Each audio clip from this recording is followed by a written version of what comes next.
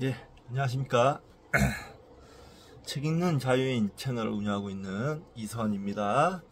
오늘은 2025년 6월 15일 일요일, 지금 시각은 1시 25분입니다. 예, 저는 오늘 아침에 좀 잠이 덜 깬 상태에서 일어났는데 잠이 잘 안 오더라고요. 그래서 영상을 좀 하다 보니까 잠이 또 스르르 오길래 한 2시간 잤는데 아주 개운했습니다. 개운하고 하게 잠을 자고 밥 먹고 머리를 또 머리와 수염을 싹 밀고, 날씨가 더운데요 지금. 이렇게 더울 때는 싹 미는 게 제일 좋습니다. 여러분들도 뭐 머리 그따위 거 길러서 뭐합니까? 실용적으로 살아야죠. 머리를 싹 이렇게 저처럼 한번 밀어보시면 아우 시원하고 좋습니다. 굉장히 깔끔하기도 하고, 쓸데없이 미용, 이발소나 미용실 비용 안 들고 이발소나 미용실 하시는 분들께는 죄송하지만 깔끔하고 좋습니다. 강추합니다. 예. 단 애인이 없으신 분은 여자친구 사귀기는, 연애하기는 조금 힘들 수 있습니다. 예. 이번 시간은 추구의 시대, 어저께까지 추구의 시대 어제 늙었죠? 58쪽. 이번 시간 중국으로 갑니다. 요순우, 의로운 통치자의 시대. 이 작가의 지평이 굉장히 어마어마하게 넓습니다. 이거 동서양을 넘나들고요. 고대부터 해가지고 기원전 1500년 뭐부터 해서 근대까지 마구마구 넘어들더라고요. 보면 대단하신 것 같아요. 이런 연구자가 있다는 게 참 놀랍고요. 그래서 제가 이분 책은, 카렌 암스트롱 이분 책은 거의 대부분 샀는데 찾아보니까 한 2권 정도는 아직 못 샀더라고요. 그래서 지금 한 권은 주문한 상태고 한 권은 좀 이따가, 이제 조금 이따가 주문을 할 생각입니다. 진짜 볼수록 놀랐습니다. 자, 58쪽 시작하도록 하겠습니다. 요순우, 의로운 통치자의 시대. 기원전 16세기 이후 황허 유역을 다스려온 중국 상왕조 가로 열고 은나라를 가리킨다. 하은주 할 때 은나라. 왕조의 왕들은 자신들이 신의 아들이라고 믿었다. 보통 인간과 접촉하지 않는 강력한 최고신 제는 중국의 넓은 평원에 검은 새를 한 마리 내려보냈다고 한다. 새는 알을 낳았는데 그 알을 한 귀부인이 먹었다. 시간이 흘러 부인은 상왕조의 시조를 낳았다. 우리나라 박혁거새처럼 알에서 나오셨네요. 66. 클래식 오브 오데스. 시경. 시경에 나오는 내용이군요. 네. 시경도 아주 대단한 책이죠.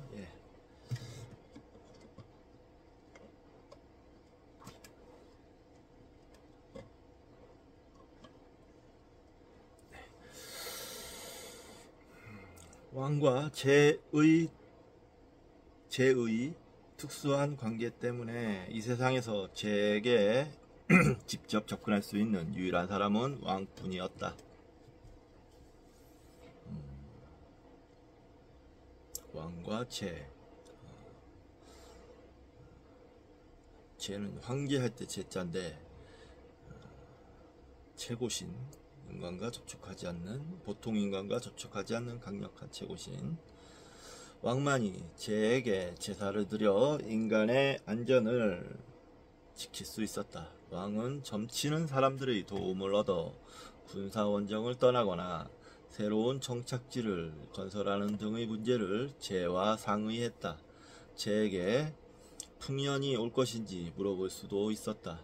왕은 앞니를 내다보고 신성한 세계와 세상을 중재하는 자로서의 정통성을 확보했지만 세속적인 수준에서는 우월한 청동병기에 의존하기도 했다. 상왕조의 첫 도시들은 청동병기, 전차나 제사에 사용하는 반짝거리는 제기를 제조하는 일에 앞장서던 제조업 집단의 장인들이 건설했을지도 모른다. 새로운 기술을 장악한 왕은 강제 노동이나 전쟁에 농민 수천 명을 동원할 수 있었다.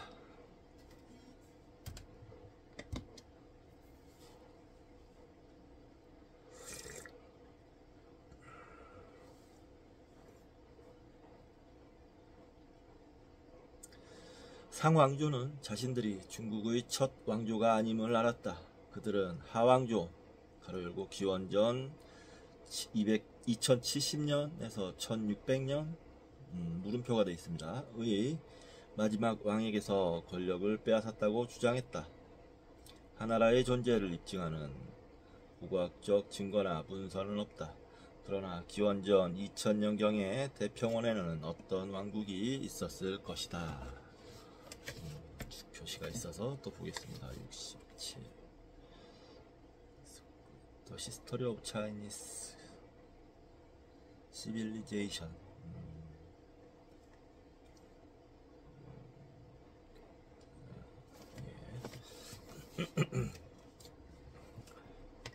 중국 문명은 천천히 고통스럽게 자리를 잡았다. 대평원은 높은 산과 사람이 살 수 없는 늪지대에 둘러싸여 고립되어 있었다. 기후도 가혹했다. 여름은 뜨거웠고 겨울은 얼어붙을 듯이 추워 정착자들은 모래를 싣고 오는 살을 내는 바람에 시달렸다. 황허는 배를 타고 다니기가 까다로웠으며 쉽게 흘러넘쳤다. 초기 정착자들은 운하를 파 습지에 물을 빼고 농작물이 홍수로 침수하는 것을 막기 위해 제방을 쌓아야 했다. 중국에는 이런 일을 했던 고대인에 관한 역사적 기억이 없지만 하나라 이전에 중국을 통치하며 평원을 사람이 살만한 곳으로 만들었던 신화시대의 전설적 왕들에 관한 이야기는 남아있다. 황제는 괴물과 싸워 해, 달, 별의 길을 바로잡았다. 신농은 농업을 발명했으며 기원전 23세기에 지혜로운 두 임금 요와 순은 평화와 변형의 황금시대를 열었다. 지금도 요순시대 하잖아요.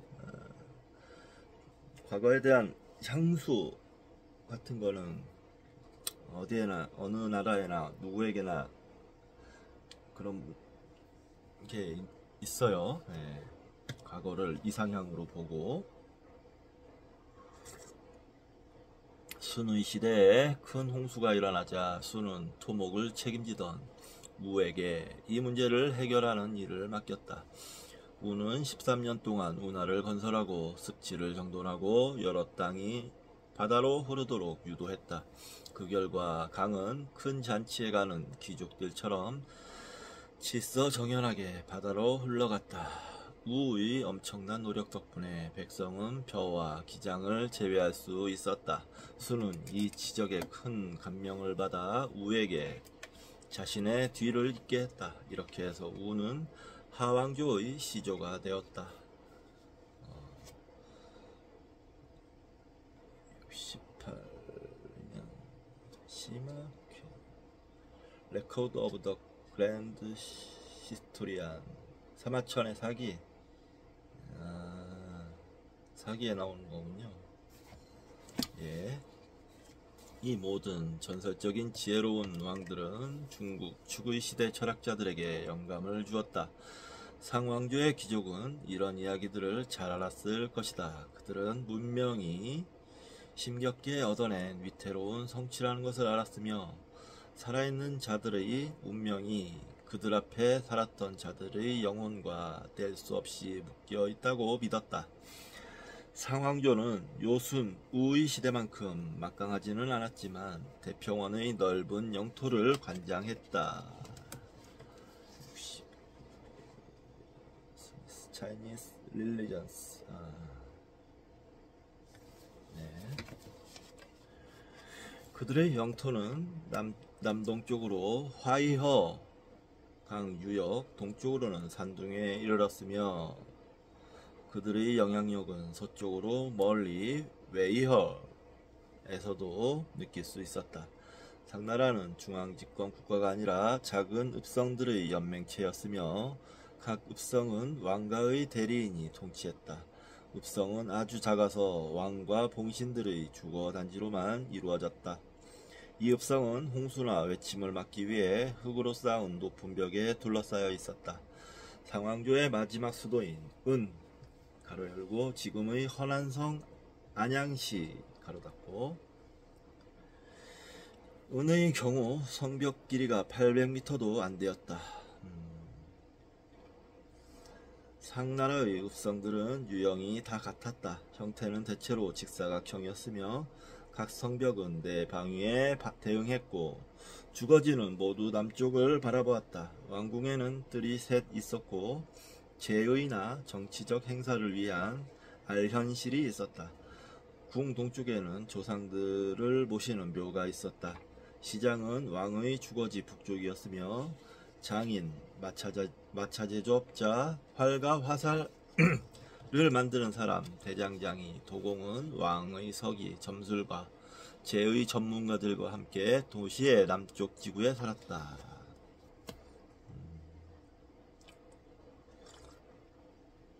그러면서 중국 상나라 기원전 1600년에서 1045년 지도가 있는데요. 한주 상나라 시대 하나 고대 해안선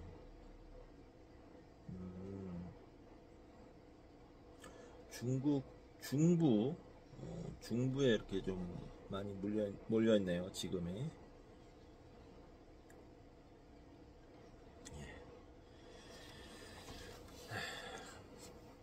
상나라는 평등한 사회가 아니었다. 위계와 서열을 몹시 따졌으며 이것은 이후 중국 문명의 특징이 된다. 왕은 제의 아들로서 봉건적 피라미드의 꼭대기에 있었으며 혼자 하나의 계급을 이루었다. 다음 서열은 왕가의 제후들, 즉 상나라의 여러 읍성의 통치자들이었다.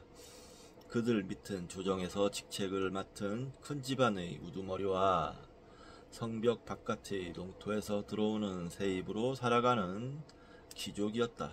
마지막으로 이 봉건적 피라미드의 맨 밑바닥에 사라고 불리는 전사 계급이 있었다.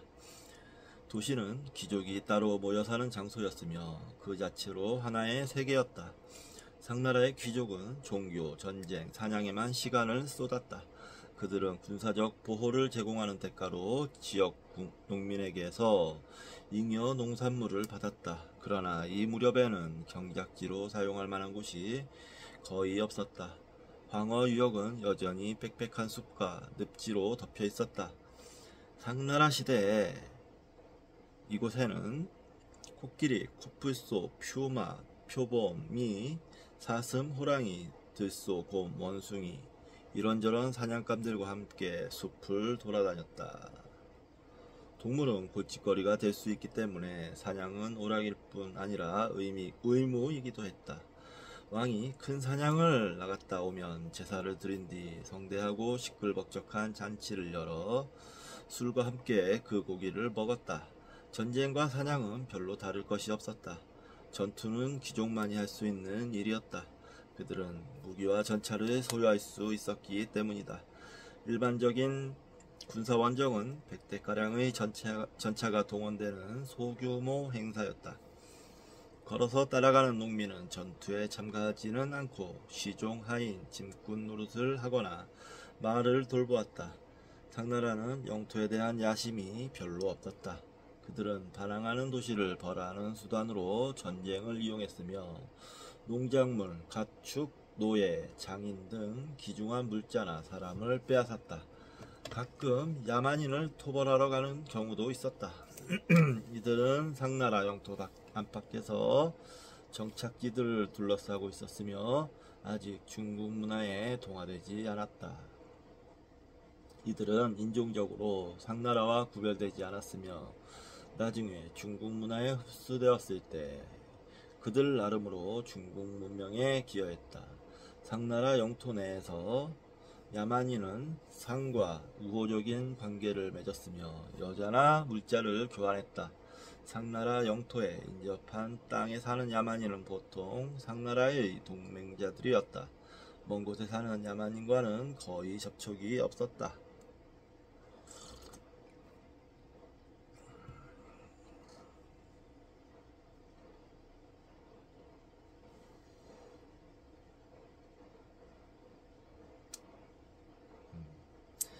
상나라 귀족의 도시생활은 토지를 경작하는 농민 공동체의 생활과 공통점이 거의 없었다.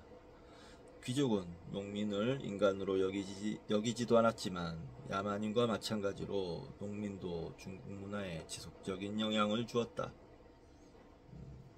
농민은 땅과 자신들을 동일시했으며 그들의 사회는 자연의 반복되는 박자를 중심으로 조직되었다. 농민의 생활은 겨울과 여름의 구분이 지배했다. 봄에는 일하는 철이 시작되었다. 사람들은 마을에서 나가 아예 들의 오두막에서 살았다.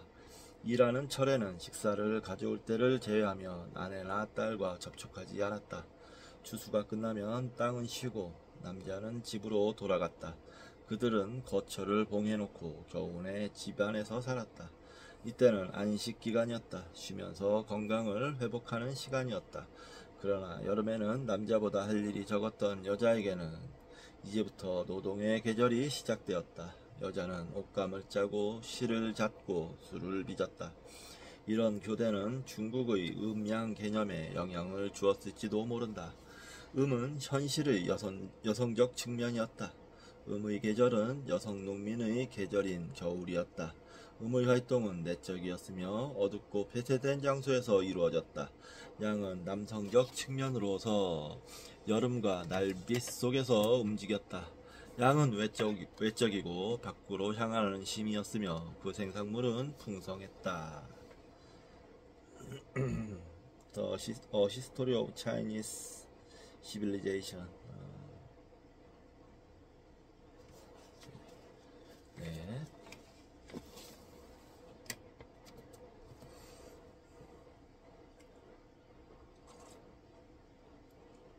상나라 귀족은 농업에는 관심이 없었지만 농촌 풍경에서는 풍부한 영적 의미를 찾아냈다.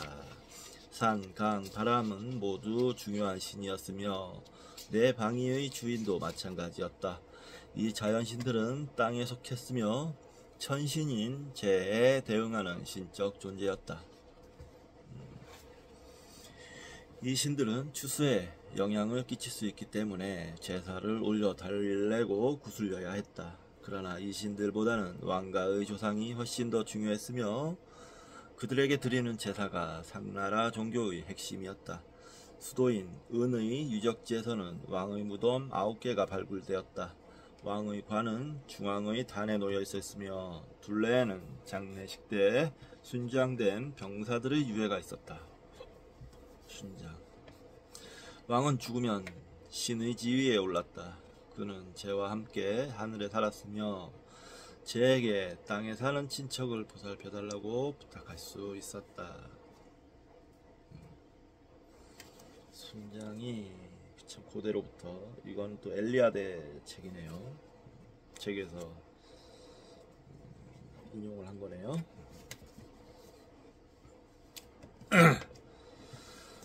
상나라 사람들은 왕주의 운명이 죽은 왕들의 호의에 좌우된다고 확신했다. 재를 섬기는 특별한 제사는 없었다. 자연신들도 어떤 의식을 정해놓고 섬기지는 않았다. 그러나 조상들은 호사스러운 의식을 거행하여 섬겼다. 제의용 달력에는 각 조상의 제사 날짜가 정해져 있었다. 왕은 의식을 거행하여 조상을 접대했다. 접대하다. 이 한자로 빈이라고 가로로 되어 있네요. 이때 왕가의 가족은 죽은 친척과 같은 옷을 입었으며 자신이 흉내내는 조상이 자신을 찾아온 듯한 느낌을 받았다. 그들이 조정에 들어가면 왕은 그들 앞에 절을 했다. 궁의 뜰 안에서 열리는 잔치에는 자연신들도 참여하도록 불러들였다. 이 잔치에는 짐승을 많이 잡아 시생물로 올리고 요리를 했다. 그런 뒤에 신, 조상, 인간이 함께 먹었다. 그러나 이런 정교한 제의 뒤에는 깊은 불안이 감추어져 있었다. 72번.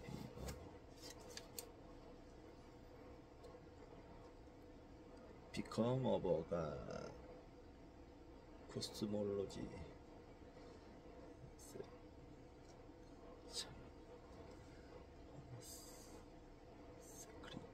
Sacrifice and self-divinization in early China.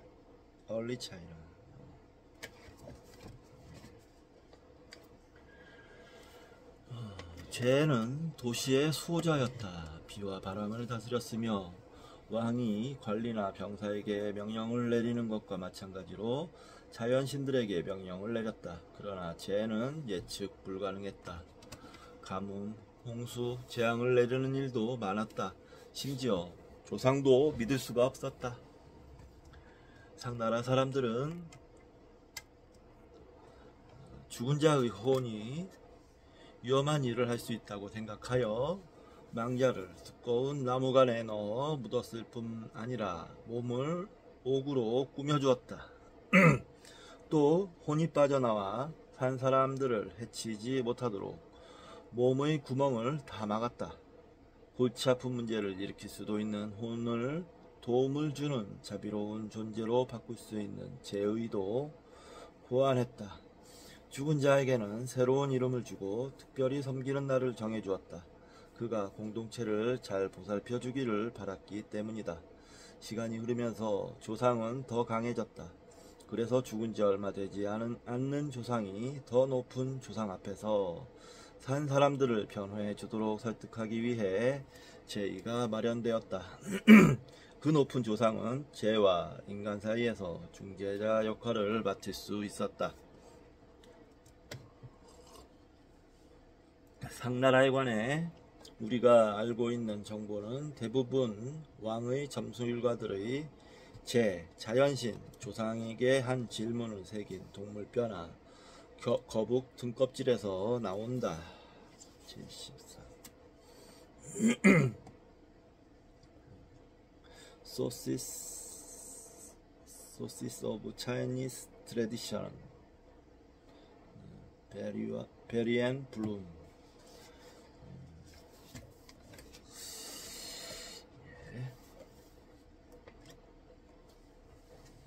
고고학자들은 이런 신탕용 뼈들을 15만 개나 발굴했다.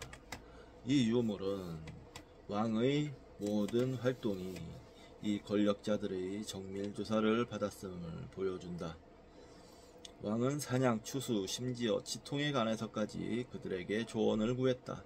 절차는 간단했다. 왕이나 점술가는 뜨거운 부지갱이를 사용하여 특별히 준비한 거북 껍질이나 소뼈의 반응을 알고 싶은 말을 기록한다.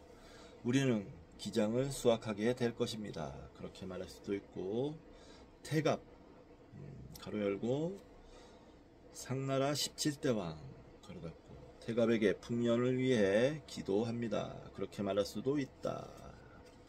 74. 오라클레. 또 베리 앤 블루. 오라클.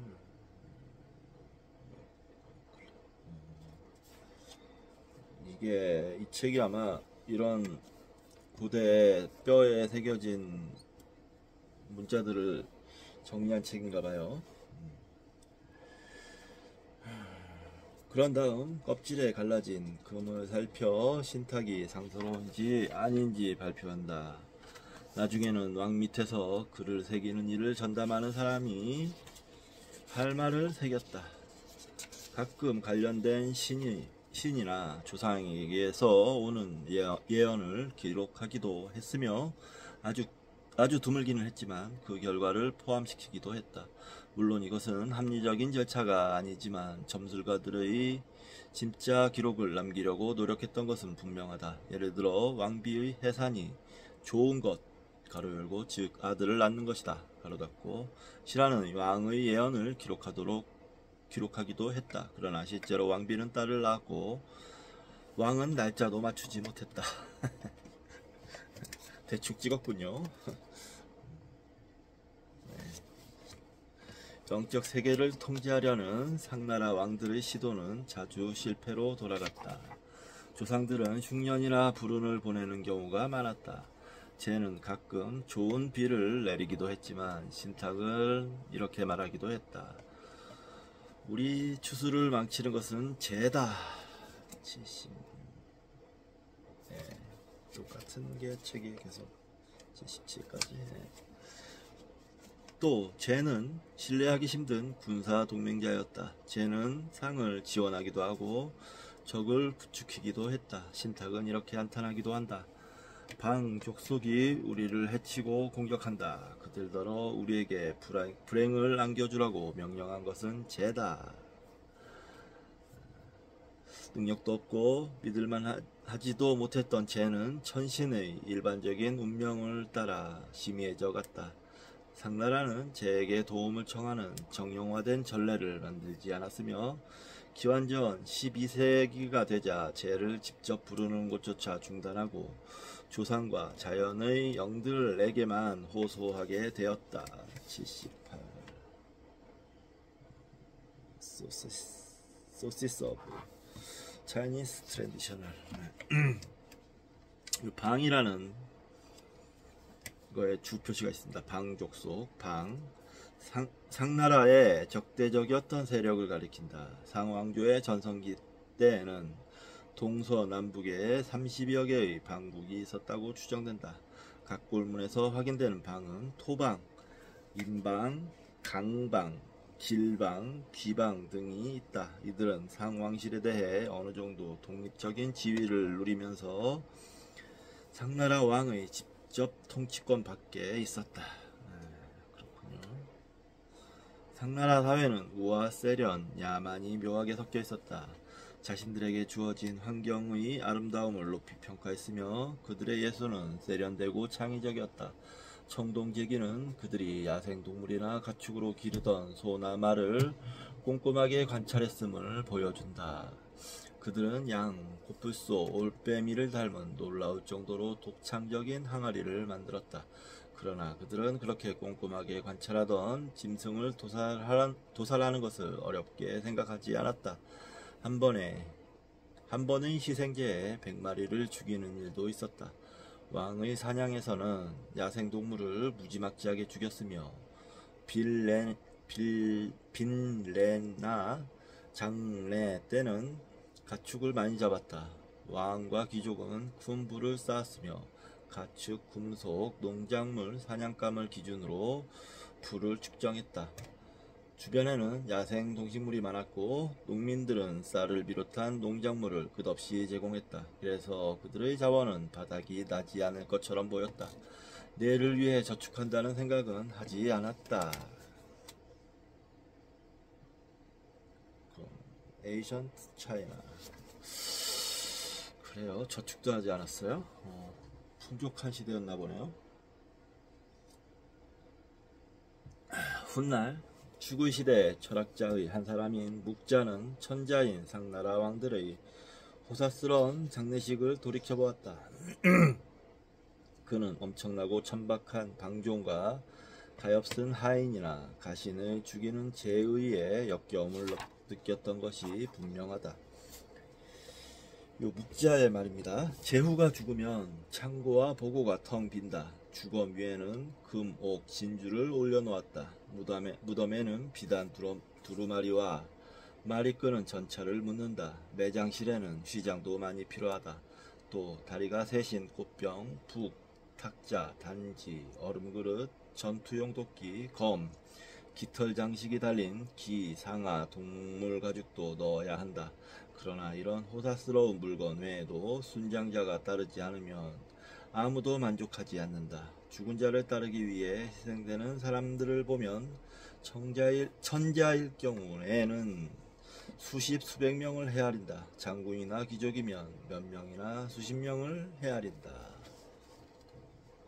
순장 문화가 참. 더 북 오브 묵자, 묵자의 책 In Ancient China. 묵자.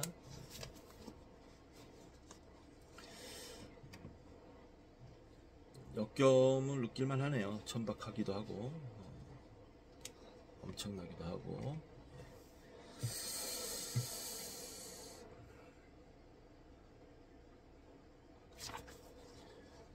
그래서 주나라 초기의 중부 이렇게 되는데 이제 주나라가 러로 넘어가는 모양인데, 기원전 11세기에서 기원전 9세기 주의 수도.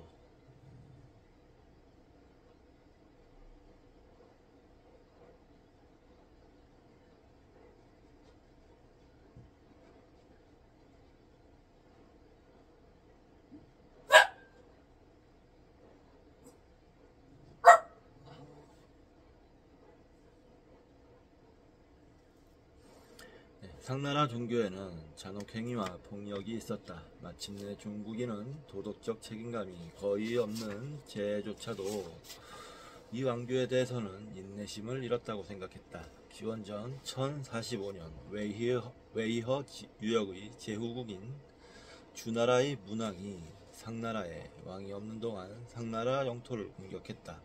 그러나 문왕은 전사했으며 그의 아들 무왕이 계속 상나라 영토로 진격하여 황호 북쪽 무예에서 벌어진 전투에서 상나라 군대를 물리쳤다. 상나라의 마지막 왕이었던 주왕은 참수되었고 주왕은 은을 점령했다. 주나라는 은을 점령했다. 무왕은 전리품을 나누었다. 그러나 그는 웨이허 유역의 오래된 주나라 수도에 그대로 남기로 하고 죽은 주왕의 아들 록보에게 상나라 도읍이었던 은을 맡겼으며 상의 다른 도시들은 일족과 공신들에게 맡겼다. 무왕은 웨이허 유역으로 돌아왔으나 얼마 지나지 않아 죽었다. 무왕이 죽자 상나라 제후들은 주나라 통치에 대항할 기회를 얻었다. 그러나 보통 주공이라고 알려진 무왕의 동생 단이 반란을 진압했으며 상나라는 마침내 중원에 대한 통제력을 잃었다.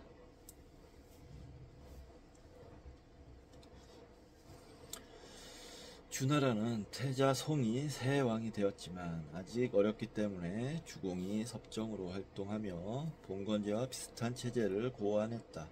제후와 동맹자들에게 봉토로 도시를 하나씩 주었으며 그들의 동쪽 영토를 유지하기 위해 새 수도를 건설했다. 이 수도는 새 왕인 성왕을 기념하여 성주라고 불렀다. 주나라는 여러 면에서 상나라를 그대로 따랐다. 그들도 마찬가지로 사냥, 궁술, 전차 몰기, 화려한 잔치를 즐겼다. 상나라를 모범으로 삼아 도시를 조직했고 자연신과 조상을 섬겼으며 신탁을 물었다. 그들은 계속 제를 섬겼지만 고대 종교에서 흔히 볼 수 있듯이 제를 천이라고 부르던 자신들의 천신과 합쳤다. 그러나 이 대목에서 그들은 난관에 부딪혔다. 상나라는 제의 승인을 받아 수백 년간 통치했다. 주나라가 여전히 대평원에서 살고 있는 상나라 귀족의 마음을 얻으려면 연속성이 핵심이었다. 주나라는 자신의 조상과 더불어 상의 죽은 왕들도 섬기고 싶었다. 그러나 상의 왕조를 파괴해놓고 어떻게 상의 영혼들을 섬긴단 말인가? 주공이 해결책을 찾아냈다. 쟤는 가끔 적의 부족을 이용해 상나라에게 벌을 내렸다. 이번에는 제가 주나라를 그 도구로 삼은 것 같았다. 새로운 동쪽 수도 성주를 건설하면서 주공은 중요한 연설을 하는데 연설 내용이 중국의 6대 고전 가운데 하나인 서경에 기록되어 있다. 서경 81 서경 The Southern Summit. 이거 어렵네요. 어떤 학자들은 소공이 이 연설을 했다고 생각하지만 디베리와 브룸은 다른 많은 학자들과 마찬가지로 주공단이 한 연설이라고 본다.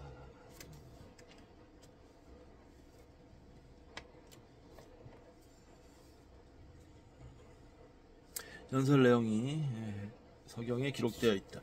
주공의 말에 따르면 상나라 왕들은 부패하여 압제를 일삼았다. 하늘은 백성의 고통을 가엾게 여겨 상에게 위임했던 1000명을 도로 거둔 뒤 새로운 통치자를 찾았다. 마침내 하늘은 주나라의 왕들을 보게 되었고 이들이 천상제의 새로운 아들이 되었다. 주공은 이렇게 해서 성왕이 경험이 많지 않지만 전자가 되었다고 설명했다. 젊은 사람에게는 힘겨운 책무였다. 이제 성왕은 1000명을 받았기 때문에 공손하고 세심해야 했다. 그는 미천한 사람들과 조화를 이루고 사람들이 하는 말에 신중하게 주의를 기울여야 한다. 하늘은 백성을 억압하는 통치자에게 1000명을 빼앗아 그것을 더 자격을 갖춘 왕조에게 준다. 그래서 상왕조와 하왕조가 실패한 것이다. 상나라 왕들 가운데 다수는 덕이 있는 통치자들이었으나 왕조 말년에 백성은 비참해졌다. 그들은 괴로워하며 하늘에 호소했고 하늘은 온 땅의 백성을 보고 몹시 슬퍼 1000명을 주나라에게 준 것이다. 주나라가 정의에 깊이 헌신했기 때문이다. 그러나 주나라도 자족할 여유는 없다. 왕이 이거는 이제 이 부분은 인용 부분입니다. 왕이 이 새로운 도시에 살면서 자신의 덕을 겸손하게 돌보게 하십시오. 왕이 덕을 베푼다면 하늘에 1000명이 계속되게 해달라고 기도할 수 있습니다. 그가 왕으로서 일을 할 때 보통 사람들이 길을 잃고 그런 일을 한다고 해서 가혹한 엄벌로 다스리지 말게 하십시오. 그렇게 하면 많은 것을 잃을 수 있습니다. 왕이 되어 으뜸가는 덕을 지니게 하십시오. 어린 백성은 온 세상에서 그의 본을 따를 것이고 그러면 왕은 빛이 날 것입니다. 82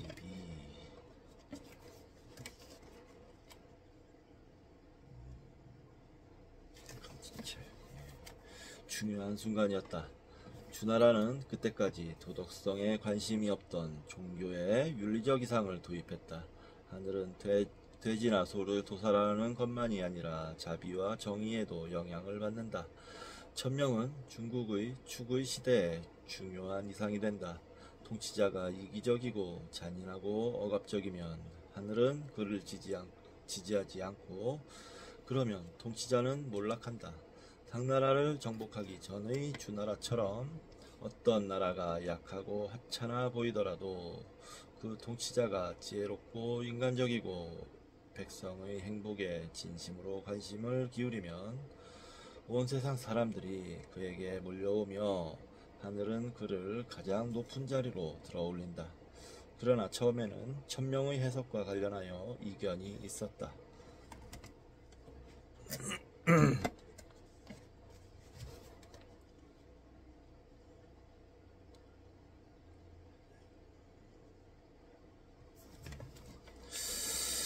주공과 그의 동생인 서공, 석의 견해 차이는 심각했다. 주공은 하늘이 모든 주나라 백성에게 1000명을 주었다고 믿었다. 따라서 새로운 왕은 신하들의 조언에 의지해야 했다. 그러나 소공은 왕 혼자만 천명을 받았다고 주장했다. 소공은 왕이 신의 아들이기 때문에 오로지 왕만 직접 하늘에 접근할 수 있다는 낡은 관념으로 돌아갔다. 물론 왕은 조언자들과 상의를 하지만 천명을 얻을 수 있는 독특하고 신비로운 힘을 부여받은 사람은 왕뿐이라는 것이었다. 당연한 일이지만 성왕은 소공의 주장이 더 매력적이라고 보았다.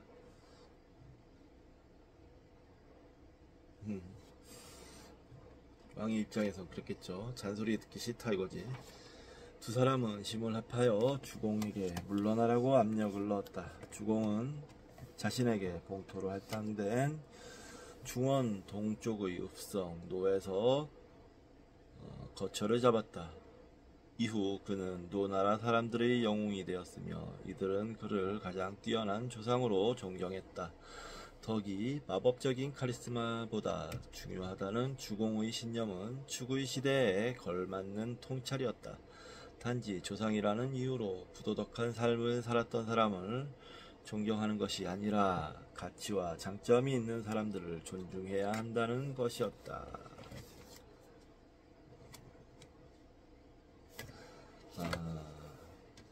그렇군요. 이래서 주나라 주공이 나중에 공자의 존경을 받는 것이군요. 공자가 위대한 성인으로 모셨던 사람이 이 주공이에요. 그러나 공자도 노나라 사람이죠. 그러나 중국인은 아직 이런 도덕적 전망을 받아들일 준비가 되지 않았기 때문에 과거의 초자연적인 제의로 돌아갔다. 성왕 이후에 통치할 왕들에 관해서는 알려진 것이 거의 없다. 그러나 주나라의 정복 이후 100년이 지나자 천명을 받았던 주왕조도 쇠퇴하기 시작했다. 이들의 봉건제에는 약점이 내재해 있었다. 세월이 흐르면서 여러 봉토의 통치자들과 왕가를 연결했던 혈연 관계는 약해졌고 그 결과 제후들은 왕과 6촌 심지어 7촌이나 떨어진 먼 친척 정도의 관계에 머물게 되었다. 왕들은 계속 서도에서 다스렸기 때문에 기원전 10세기에 이르러 동쪽의 도시들은 점점 반항적으로 바뀌어갔다. 주제국은 해체되기 시작했다. 그러나 주왕조는 왕들이 정치적 중요성을 잃은 뒤에도 오랫동안 종교적이고 상징적인 권위를 유지했다. 중국인들은 주왕조 초기 시절을 결코 잊지 못했다. 그래서 축의 시대에도 천명을 받을 자격이 있는 의로운 통치자를 찾는 일에 몰두하게 된다. 예. 재밌었습니다. 예. 여기까지가 이제 또 중국 이야기였고, 다음 챕터는 전쟁하는 신성한 신 야훼. 이제 저쪽 이스라엘 쪽으로 넘어갑니다. 예. 그러면 일단 이번 시간은 여기서 마치도록 하죠. 짧게 끊고 지나가겠습니다.